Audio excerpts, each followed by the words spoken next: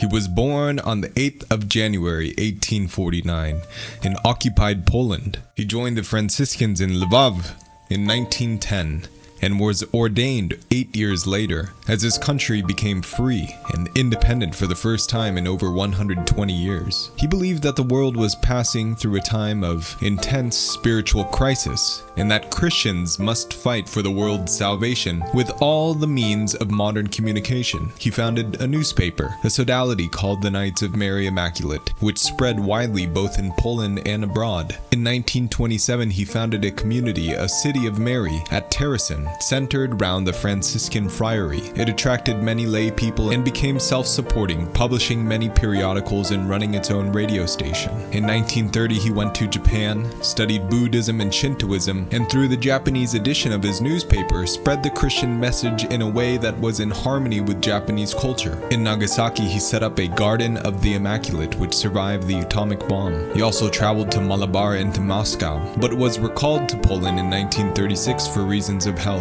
When the Germans invaded in 1939, the community at Terezin sheltered thousands of refugees, most of them Jews. In 1941, he was arrested and sent to the concentration camp at Auschwitz, where he helped and succored the inmates. In August of that year, a prisoner escaped, and in reprisal, the authorities were choosing 10 people to die by starvation. One of the men had a family, and Maximilian Kolbe offered to take his place. The offer was accepted, and he spent his last days comforting his fellow prisoners. The man he saved was present at his canonization. Maximilian Kolbe's martyrdom is the least important thing about him. We are none of us likely to find ourselves in a position to emulate his sacrifice, and speculation as to the heroic way in which we would have behaved in his place is a pernicious waste of time. What is important is that he acted the way he did because of who he was, or rather because of who he had become. It is because of who he had become that we revere him as a saint. He would have been a saint, though perhaps not canonized, even if he had not been martyred. And that process of becoming is something we can all emulate. We can all become people for whom doing the right thing is obvious, natural, and easy. It requires no heroism, no special gifts, just perseverance and prayer.